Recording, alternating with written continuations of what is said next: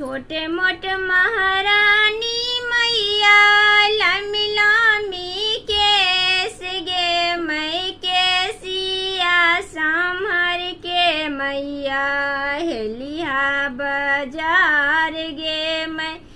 केसिया संभर के मैया हेलिया बाजार गे मैं छोटे मोटे कोठलिया मैया छप्पन दुगार गे मैं कहाँ मारंगैलो मैया 32 दांत गे मैं कहाँ मारंगैलो मैया 32 दांत गे मैं सेवका के मैया भगता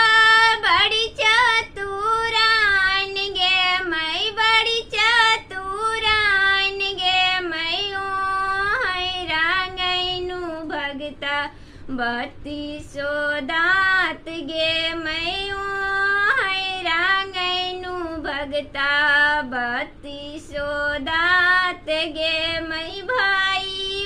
भतीजवा मैया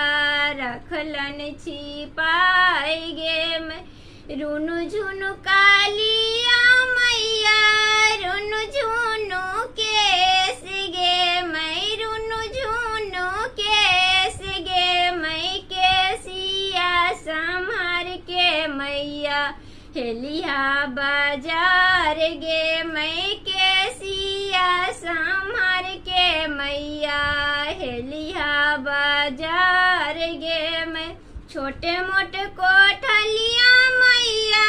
छप्पन दुगार गे मैं कहाँ मारंगैलो मैया 32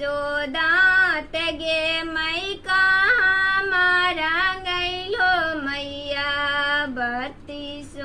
दांत गे मैं सेवका के मैया भगता बड़ी चतुरान गे मैं बड़ी चतुरान गे मैं ओ हैरांगैनु भगता 32 दांत गे मैं ओ हैरांगैनु भगता